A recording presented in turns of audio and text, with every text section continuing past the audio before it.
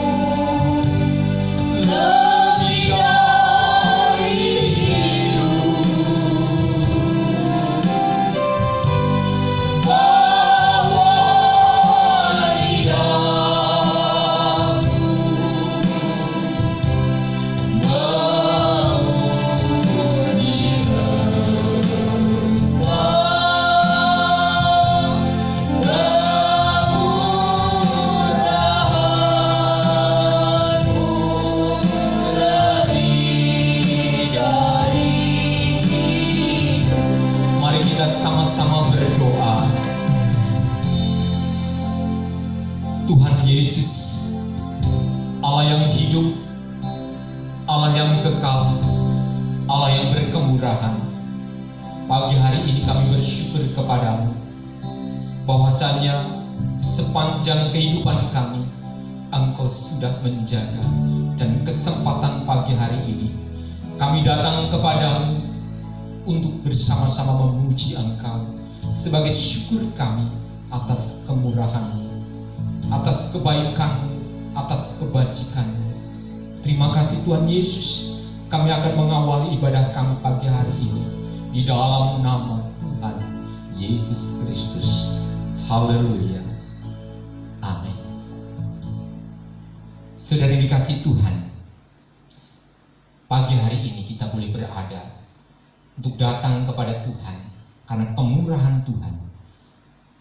Kita ada sampai hari ini oleh karena kebaikan Tuhan, dan kita percaya bahwa berkat Tuhan melimpah atas kehidupan kita. Aku percaya berkat-Mu atasku melimpah.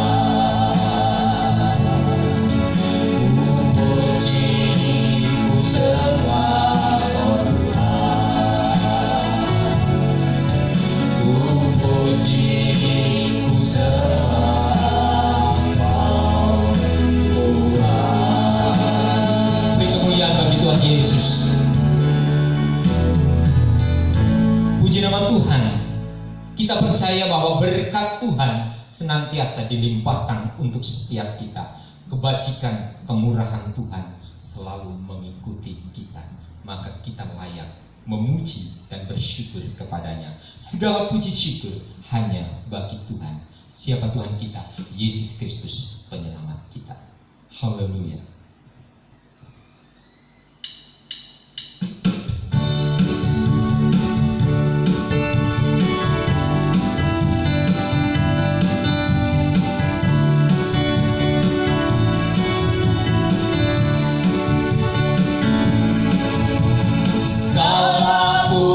Syukur hanya bagimu Tuhan, sebab Kau yang layak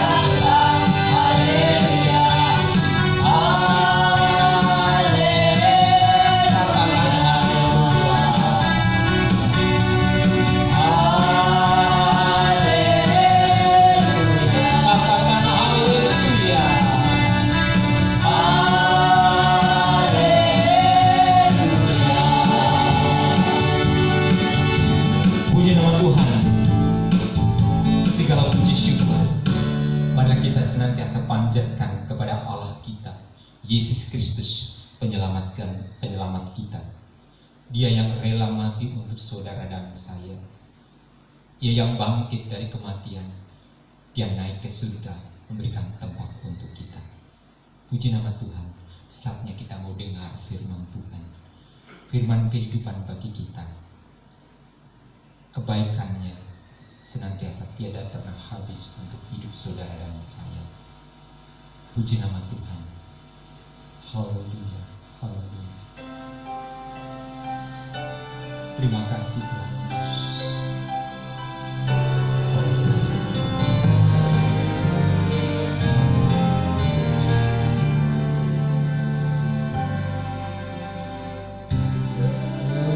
Musim berlalu, namun kau selalu meliharaku.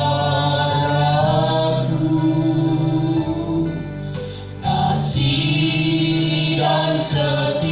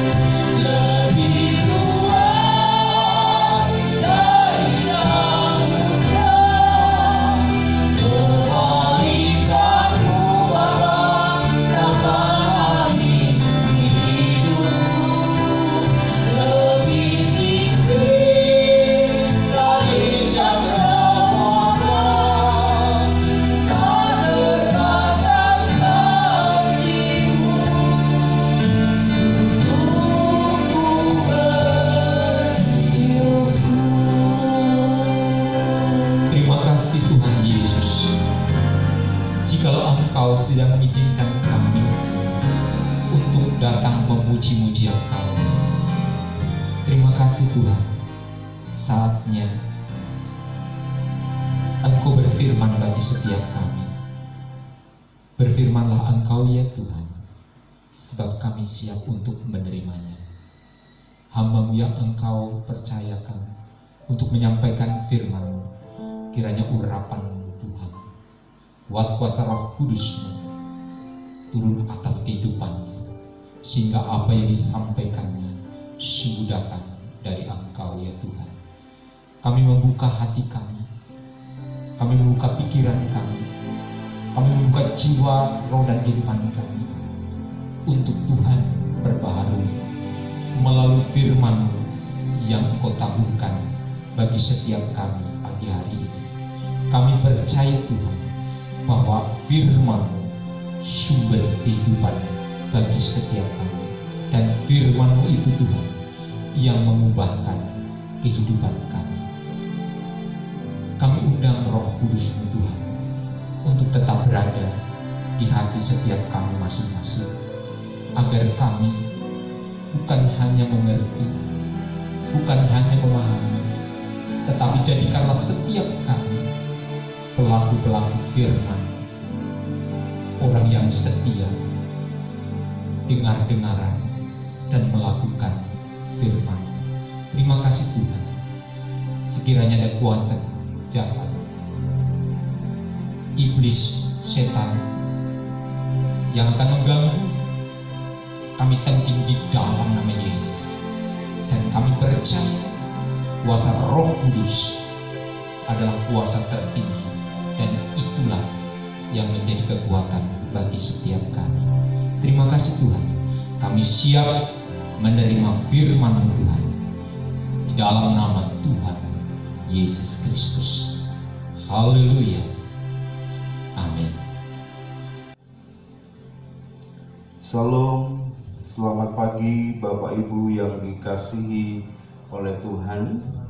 Kembali dari mimbar Gereja Pantekosta di Indonesia, Jemaat Immanuel Gombong, saya menjumpai Bapak Ibu dalam renungan firman Tuhan pada hari ini. Kita sudah memuji, memuliakan nama Tuhan, dan tiba saatnya saya dan Bapak Ibu untuk kita belajar tentang firman Tuhan. Pada pagi hari ini kita akan membahas tentang jangan takut. Bapak Ibu yang dikasihi oleh Tuhan, setiap orang pasti memiliki rasa takut. Kalau kita perhatikan pada kebenaran dalam Kamus Bahasa Indonesia, kata takut itu memiliki beberapa pengertian. Tetapi kalau kita melihat kepada kebenaran firman Tuhan, secara khusus dalam konteks perjanjian lama, kata takut itu memiliki dua pengertian. Takut yang pertama itu menunjuk kepada kata takut yang berkonotasi negatif, dan itu memiliki pengertian yaitu gemetar, ketakutan, kekhawatiran. Karena apa? Karena ada hal-hal yang mengisi pikiran seseorang. Karena apa? Karena mungkin dia menakutkan atau dia memiliki sebuah rasa takut tentang masa depannya atau tentang peristiwa-peristiwa yang akan terjadi terhadap hidupnya, sehingga kemudian orang ini mengalami ketakutan. Kemudian arti yang kedua itu takut secara positif. Takut secara positif itu memiliki pemahaman yaitu hormat atau segan, atau kita menghormati pribadi seseorang. Nah, dua kata ini dibangun dalam konteks bahasa Ibrani Yang pertama tentang kata yare. Yare itu adalah kata takut dalam perspektif negatif. Tetapi kata yirah itu memakai konotasi kata takut tetapi dari kata positif. Misalkan saja ketika saya dan Bapak Ibu dikatakan di dalam kitab Amsal dengan disebutkan takutlah akan Tuhan. Nah, itu kata yang dipakai adalah yirah. Itu artinya bahwa kita menghormati, kita meneladani, kita betul-betul segan kepada pribadi Tuhan, karena Tuhan yang berkuasa, Tuhan yang berdaulat, Tuhan yang memiliki kita, menciptakan kita. Tetapi untuk kata takut dalam konotasi negatif itu memakai kata yare. Nah, mari kita akan membuka di dalam kebenaran firman Tuhan tentang bagaimana Tuhan mengingatkan umat pilihannya supaya umat pilihannya itu tidak mengalami ketakutan dalam konteks yare, yaitu karena ketakutan negatif. Saya dasari melalui Yesaya pasal 43 ayat yang pertama sampai dengan ayat yang ke-7. Saya akan bacakan demikian firman Tuhan. Tetapi sekarang beginilah firman Tuhan yang menciptakan engkau, hai Yakub, yang membentuk engkau, hai Israel. Janganlah takut, sebab aku telah menebus engkau. Aku telah memanggil engkau dengan namamu. Engkau ini kepunyaanku. Apabila engkau menyeberang melalui air, aku akan menyertai engkau. Atau melalui sungai-sungai, engkau tidak akan dihanyutkan.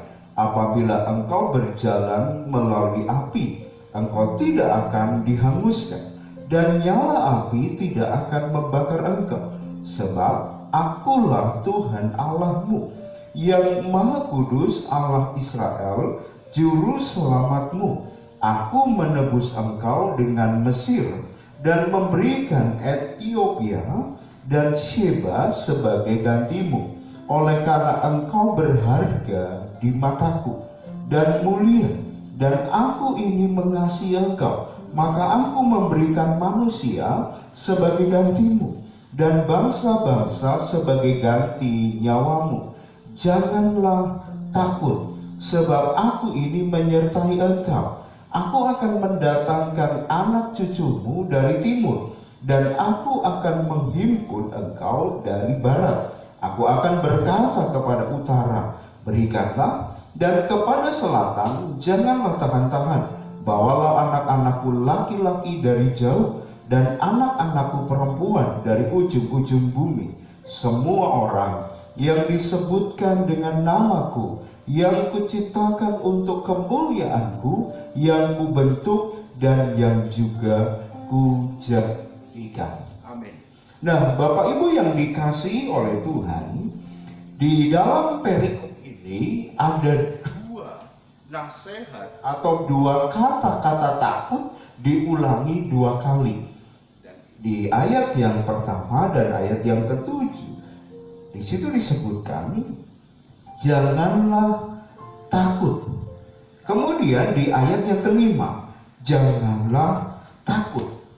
Nah, kata takut ini adalah kata takut memakai kata yare, yang artinya gemetar atau ketakutan oleh karena situasi, oleh karena keberadaan yang mengancam pada diri seseorang. Nah, kalau kita memperhatikan konteksnya Bapak Ibu, Yesaya 43 ini adalah merupakan bagian daripada nasihat kebenaran firman Tuhan yang dinyatakan Tuhan kepada orang-orang Yehuda. Orang-orang Yehuda ini adalah termasuk orang Israel. Nah, waktu itu orang Yehuda ini sedang di dalam penghukuman yang ada di Babel. Mereka menghadapi situasi kehidupan yang betul-betul membuat pikiran mereka, hati mereka itu betul-betul galau, takut, dan khawatir. Kenapa seperti itu?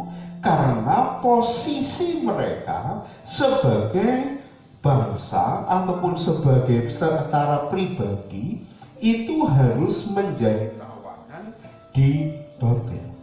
Nah, ayat ini muncul Bapak Ibu itu karena Tuhan sedang memberikan sebuah kesadaran kepada orang-orang Yehuda ataupun orang Israel bahwa sekalipun mereka itu harus dihukum di pembuangan Babel, sekalipun mereka harus dinyatakan dibuang di sana karena mereka tidak mematuhi perintah Tuhan, mereka lebih mengikuti kata hati mereka sendiri, sehingga kemudian yang dilakukan bukan apa yang dikehendaki oleh Tuhan, tetapi apa yang dikehendaki oleh diri mereka.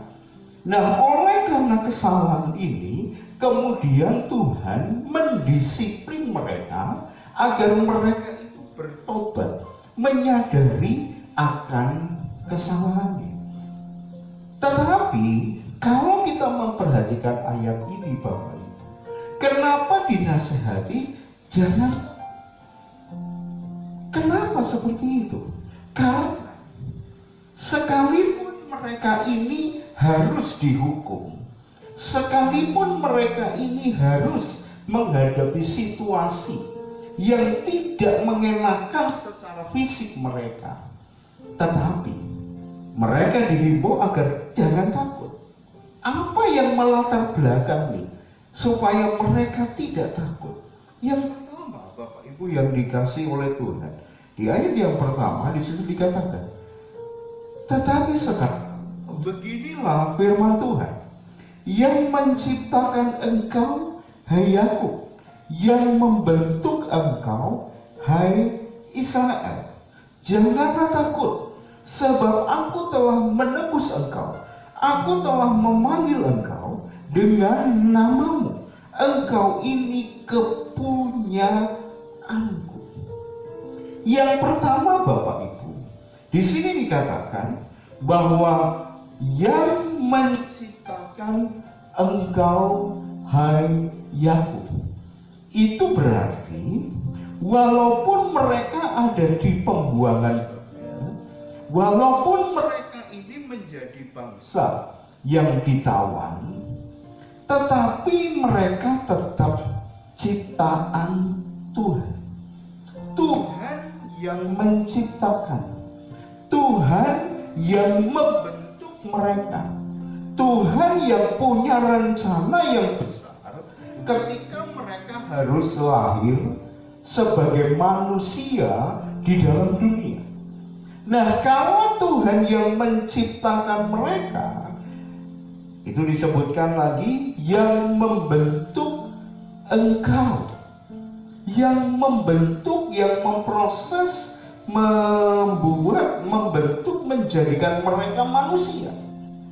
Dan ketika mereka menjadi manusia, kemudian di situ dikatakan, sebab aku telah menebus engkau, aku telah memanggil engkau dengan namamu, engkau ini kepunyaanku. Jadi Bapak Ibu yang dikasih oleh Tuhan, walaupun orang Israel ini dalam pembuangan, tetapi mereka tetap miliknya Tuhan. Kenapa menjadi miliknya Tuhan? Yang pertama tadi disebutkan Tuhan yang menciptakan. Dan kalau kita pelajari di dalam kitab Kejadian, Tuhan menciptakan manusia itu diciptakan segambar dan serupa dengan Allah. Tetapi kemudian berdosa. Tetapi apakah ketika kemudian berdosa Tuhan membiarkan? No, tidak. Tetapi Tuhan kembali memanggil Adam dan Hawa. Dan itu juga terjadi atas kehidupan orang Israel. Walaupun orang Israel menjadi ciptaan Tuhan yang sudah berdosa, tetapi kemudian setelah dibentuk yang sudah diciptakan, itu kemudian dikatakan, aku telah menebus engkau. Dari keberadaan yang menyimpang daripada ketetapan Tuhan, ini kata menebus itu artinya bahwa Tuhan masih menebus mereka dari segala kesalahan-kesalahannya. Itu artinya kesalahannya diampuni, kesalahannya tidak diperhatikan, tetapi yang diperhatikan adalah pribadi mereka. Kenapa seperti itu? Karena mereka ini diciptakan oleh Tuhan. Nah, ketika sudah ditebus, kemudian aku telah memanggil engkau dengan namaku. Engkau ini kepunyaanku. Setelah ditebus, kemudian lebih detail lagi secara pribadi. Dia dipanggil dan dipanggil dengan nama masing-masing. Kalau disebut nama pribadi itu berarti Tuhan mengenal mereka secara individu, secara pribadi, satu persatu. Kenapa seperti itu? Karena mereka ini adalah kepunyaan Tuhan. Luar biasa Bapak Ibu. Jadi ini satu nasihat yang dinyatakan kepada orang Israel. Ketika orang Israel harus menghadapi penghukuman, walaupun mereka ini sudah ditebus, artinya mereka sudah diampuni dosanya, tetapi sekali lagi pelanggaran dosa itu masih harus ada tindakan disiplin. Tujuannya apa? Supaya seseorang itu bertobat, supaya seseorang itu bisa berubah dari perilaku yang berdosa menjadi perilaku yang sesuai dengan keinginan Tuhan. Makanya Tuhan mengizinkan orang Israel itu harus dibuang di Babel. Tetapi predikat yang sudah diberikan kepada mereka bahwa mereka ini adalah ciptaan Tuhan, mereka ini dikenal Tuhan, dosanya diampuni, tetapi mereka ini juga adalah milik kepunyaan Tuhan. Walaupun dibuang, walaupun berdosa, walaupun didisiplin, tetapi milik Tuhan itu tidak pernah dilepaskan atas mereka. Nah, Bapak Ibu yang dikasihi oleh Tuhan, ketika hal ini kita terapkan pada masa sekarang, saya dan Bapak Ibu adalah umat-umat ketebusan. Saya dan Bapak Ibu adalah orang-orang yang sudah dipanggil, dipilih oleh Tuhan, secara khusus oleh Tuhan. Nama saya dan Bapak Ibu juga sudah dikenal oleh Tuhan pribadi lepas pribadi. Karena kalau kita perhatikan di dalam kitab Wahyu, bahwa seseorang yang sudah percaya Yesus Kristus sebagai Tuhan dan Juru Selamat, otomatis orang itu dicatat di dalam kitab kehidupan. Nama orang itu ini menunjukkan bahwa saya dan Bapak Ibu adalah umat ketebusan miliknya Tuhan. Kita dulu adalah orang yang berdosa, tetapi kemudian kita ditebus oleh darah Yesus. Kemudian saya dan Bapak Ibu dibenarkan. Pribadi lepas pribadi itu benar-benar dikenal oleh Tuhan. Dan saya dan Bapak Ibu adalah milik Tuhan. Kalau saya dan Bapak Ibu milik Tuhan, maka kata jangan takut ini pun berlaku bagi kita. Kalau pada konteks waktu itu, kata jangan takut itu juga kepada orang-orang Yehuda. Yang notabene orang Yehuda memang secara fisik mereka mengalami ketakutan. Karena apa? Karena mereka bertanya tentang masa depan mereka. Karena mereka tidak menghuni negara mereka. Mereka harus ada di Babel. Tetapi Tuhan menyadarkan, sekalipun seperti itu, tetapi mereka tetap menjadi miliknya Tuhan. Bapak Ibu yang dikasihi oleh Tuhan, saya dan Bapak Ibu juga punya sebuah keyakinan yang sama. Sekalipun sekarang ini saya dan Bapak Ibu harus diizinkan oleh Tuhan untuk tinggal di dalam dunia. Dan ketika kita tinggal di dalam dunia, dunia ini penuh dengan sebuah pergumulan. Dunia ini penuh dengan sebuah tantangan. Dunia ini penuh dengan persoalan. Tetapi ingat baik-baik bahwa saya dan Bapak Ibu adalah milik Tuhan. Kalau kita milik Tuhan, maka Tuhan pasti akan membela kita. Makanya ada kata, jangan takut, jangan kita khawatir, jangan kita gemetar, jangan kita mengalami ketakutan. Karena apa? Karena situasi ada. Memang Bapak Ibu bahwa keadaan, tantangan, persoalan tidak mungkin dihindari. Karena kalau kita perhatikan ayat 2, apabila engkau menyeberang melalui air, aku akan menyertai engkau. Atau melalui sungai-sungai, engkau tidak akan dihanyutkan. Apabila engkau berjalan melalui api, engkau tidak akan dihanguskan. Dan nyala api tidak akan membakar engkau. Perhatikan Bapak Ibu, apabila engkau menyeberang, apabila engkau harus melalui sungai-sungai, apabila engkau berjalan melalui api, air, sungai, api. Seandainya kita harus melewati, kata melewati bukan kita kemudian menghindari. Kata melewati bukan kita kemudian terbang, Bapak Ibu, melompat, begitu tidak. Tetapi saya dan Bapak Ibu harus melewati itu. Itu berarti bahwa air, sungai, api itu kita harus rasakan, harus kita alami.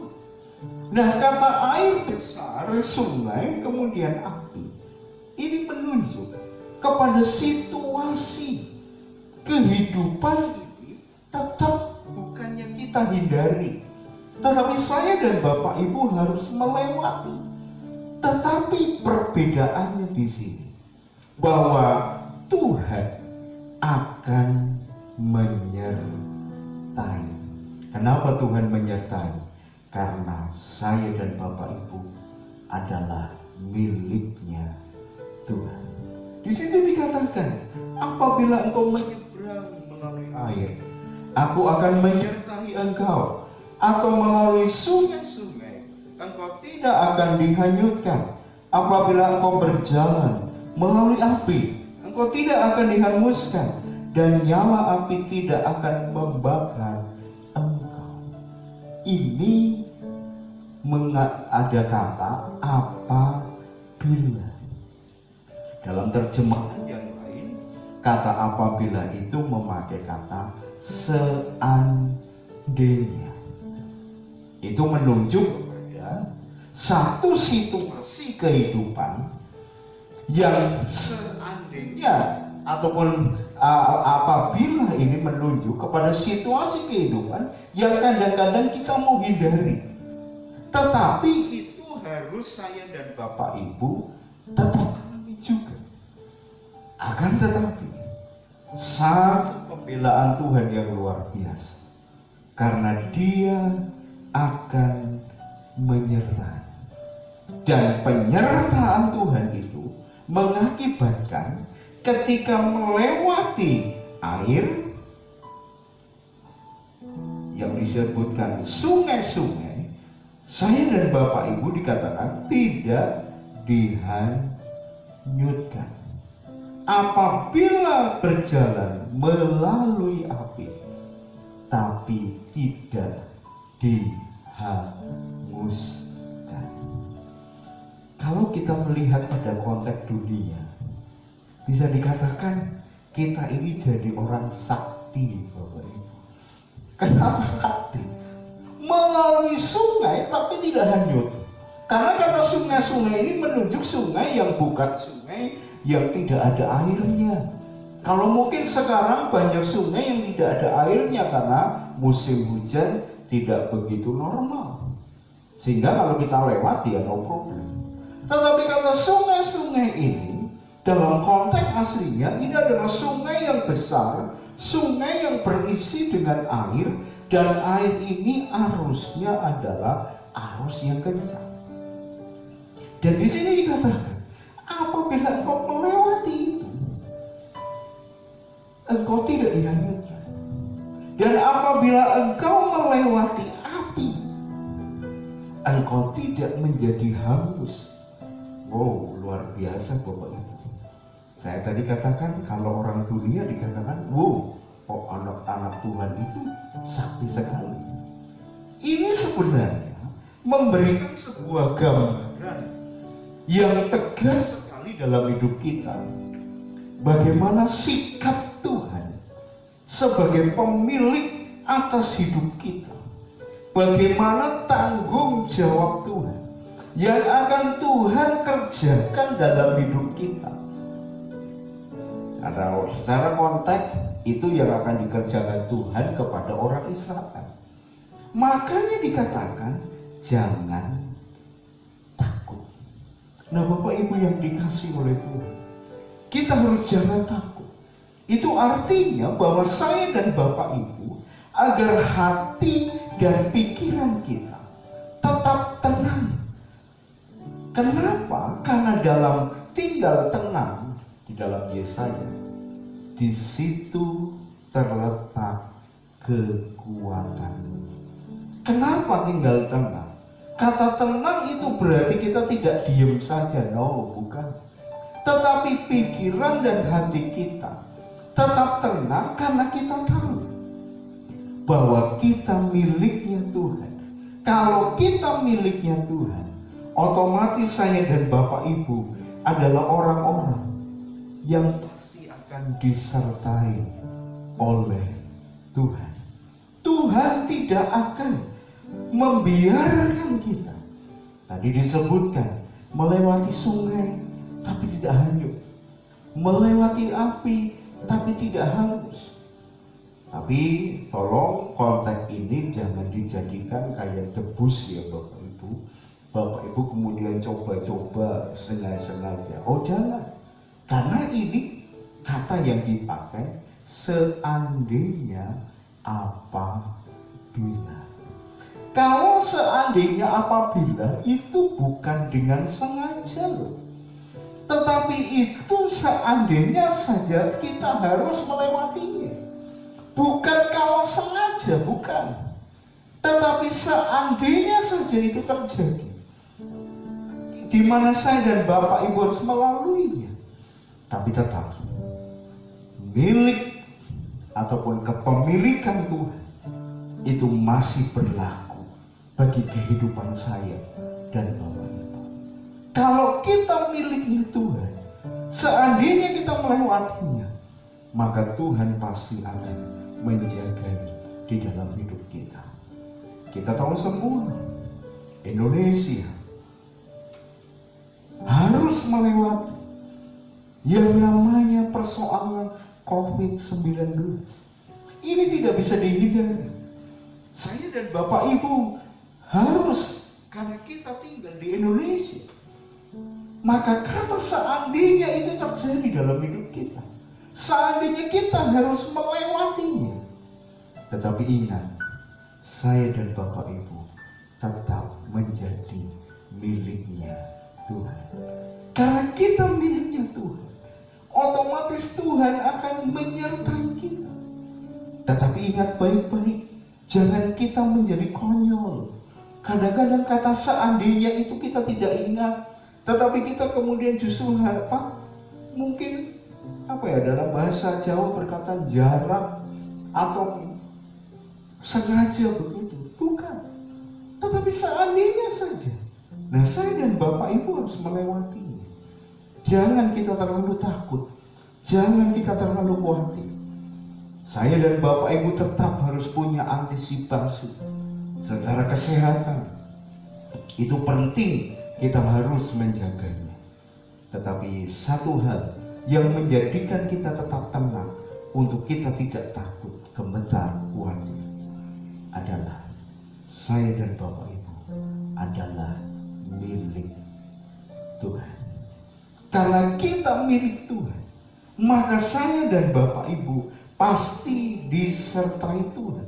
Bahkan kalau kita perhatikan ayat yang ketiga, sebab aku Tuhan Allahmu yang Maha Kudus, Allah Israel, juru selamatmu.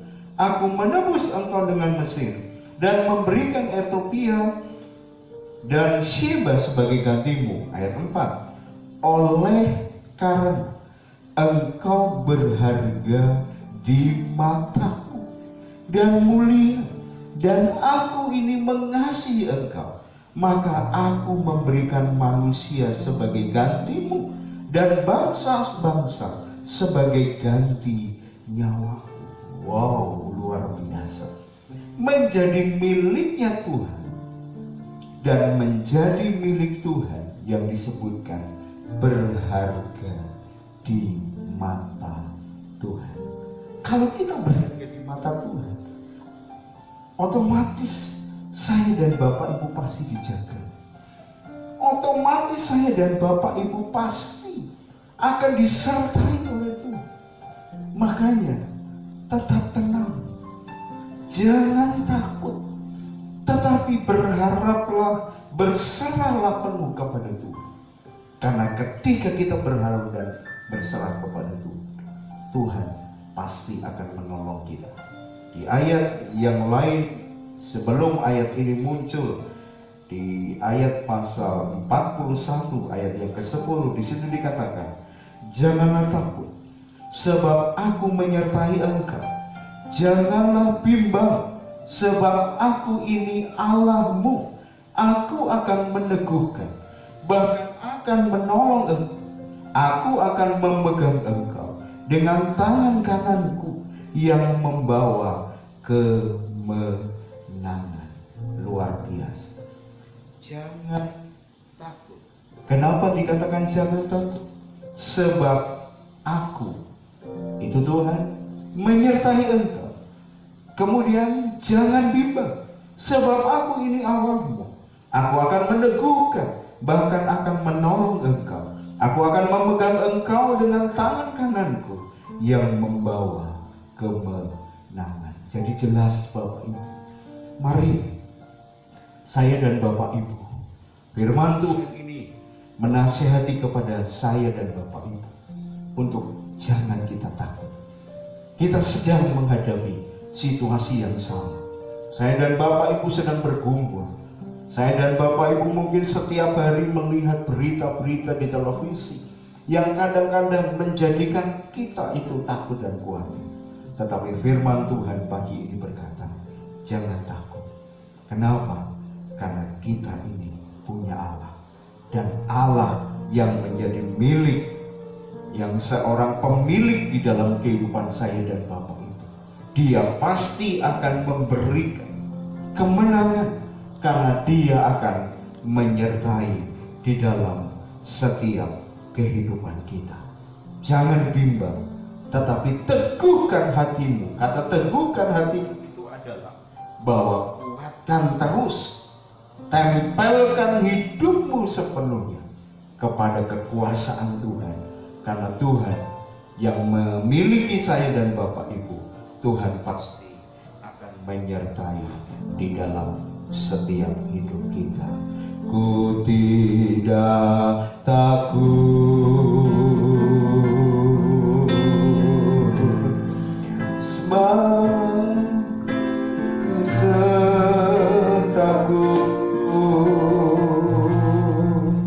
Ku tidak bimbang,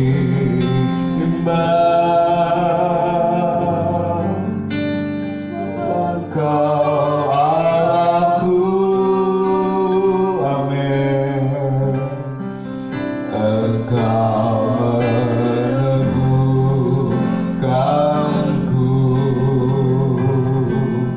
bahkan menolongku,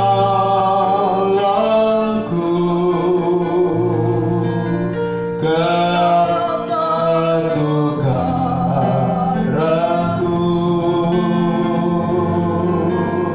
Yesus Tuhan, Yesus memegangku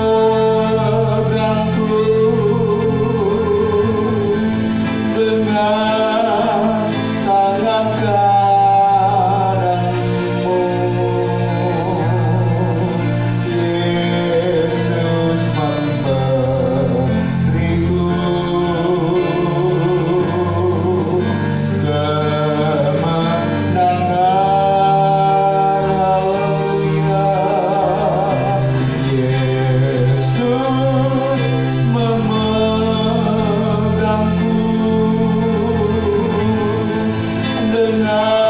tangan kananmu.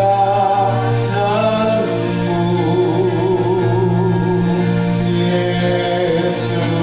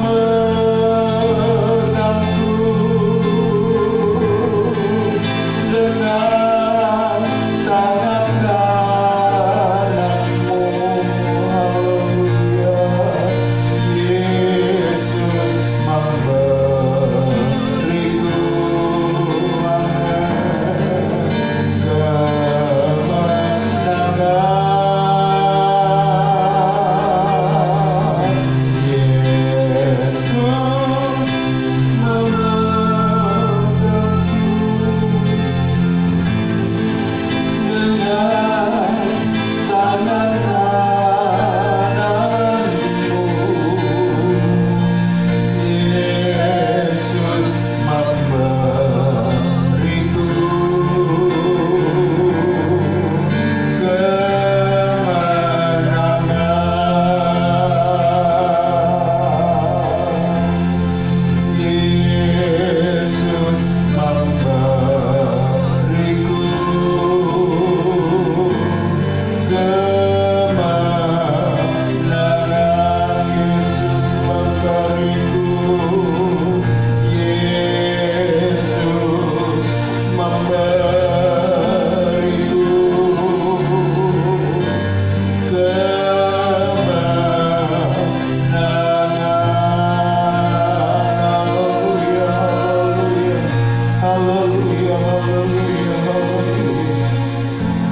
kasih Tuhan.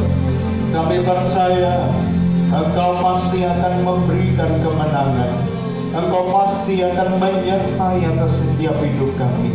Kami harus belajar untuk tetap tidak takut seandainya kami harus menghadapi situasi-situasi kehidupan yang mungkin menjadikan kehidupan jasmani kami, pikiran hati kami juga khawatir dan takut. Tetapi Tuhan, firman Tuhan berkata pagi ini, untuk kami tidak takut. Kenapa kami tidak takut? Karena kami adalah milik Tuhan. Karena kami milik Tuhan, maka Engkau pasti menyertai atas hidup kami.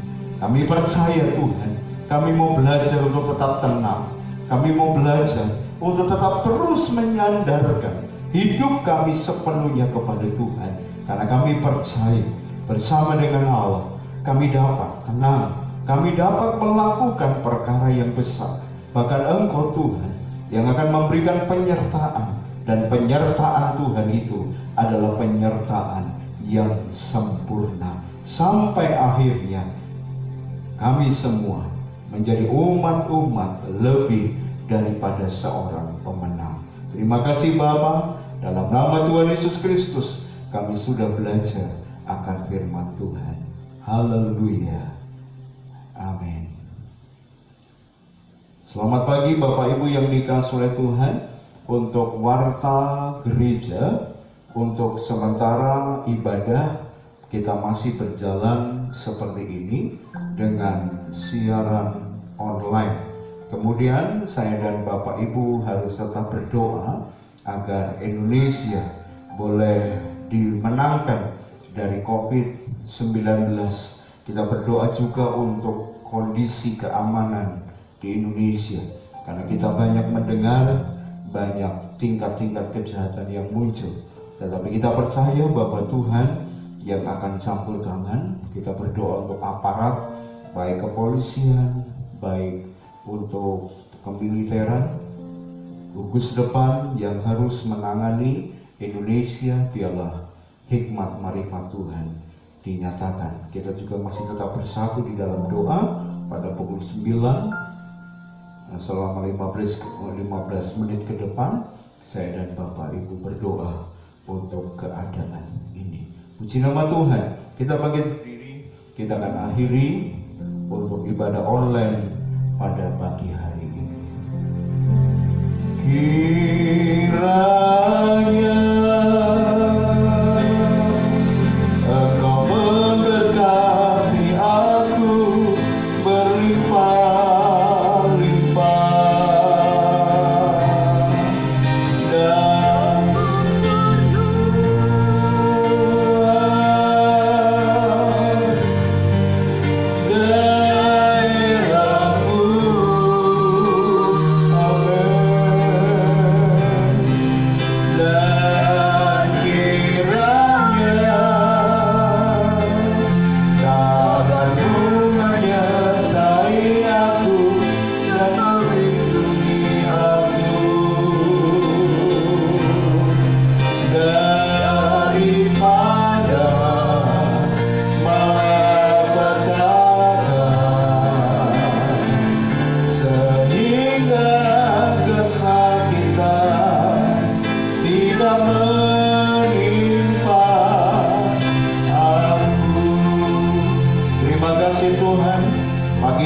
Bersatu untuk negara Indonesia, agar Indonesia dipulihkan oleh Tuhan, Indonesia tetap sehat, Indonesia tetap diberi kelimpahan damai sejahtera, keamanan, situasi menjadi situasi yang kondusif.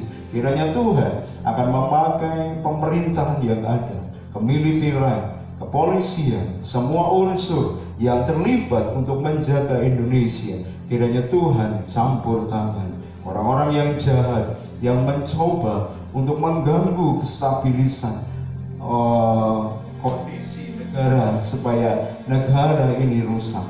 Engkau ampuni mereka, agar hati mereka dijamah oleh Tuhan untuk diubahkan menjadi hati-hati yang baik. Menyerahkan gereja di Indonesia, agar gereja Tuhan bersatu, untuk kami tetap menjadi garam dan terang bagi dunia. Menyerahkan seluruh jemaat yang saat ini ada di rumah mereka masing-masing. Kami percaya Tuhan akan menolong, Tuhan akan memberikan kekuatan, Tuhan akan menjadikan mereka untuk tidak bimbang, untuk mereka tidak ragu kepada keyakinan mereka kepada Tuhan, bahwa Tuhan yang sudah memilih mereka adalah Tuhan yang sudah memiliki hidup mereka. Maka Tuhan pasti menyertai, memberkati pekerjaan mereka, memberkati rumah tangga mereka, memberkati anak-anak mereka. Mereka tetap sehat, terpelihara di dalam damai sejahtera Tuhan. Teristimewa, mereka tetap menjadi berkat bagi orang-orang yang lainnya. Terima kasih Bapa. Jika sebentar mereka melaksanakan kehidupan mereka sehari-hari. Kami percaya Tuhan campur tangan, Tuhan akan menyertai, Tuhan pasti melindungi dalam hidup mereka. Kami yakin pagi ini setiap kami sudah diberkati melalui pujian, melalui kebenaran firman Tuhan. Nama Tuhan dipermuliakan. Kami akhiri ibadah online pada pagi hari ini di dalam nama Tuhan Yesus Kristus. Mari kita tegakkan tangan kita kepada Tuhan. Kita menerima berkat yang datang dari Tuhan. Dan sekarang sidang jemaat yang dikasihi oleh Tuhan, arahkanlah hati dan pikiranmu kepada Allah. Berjalanlah sesuai dengan kebenaran firman Tuhan yang sudah kita dengarkan pada pagi hari ini. Kiranya berkat dari Allah Bapa, Allah Sang Putra Yesus Kristus, persekutuan kuat kuasa Roh Kudus menyertai engkau hari ini sampai Tuhan Yesus datang kali yang kedua. Maranatha, kita akan bertemu Yesus di dalam sorga yang mulia. Dalam nama berkat Tuhan Yesus Kristus, kami sudah berdoa dan bersyukur. Haleluya. Amin. Tuhan Yesus memberkati.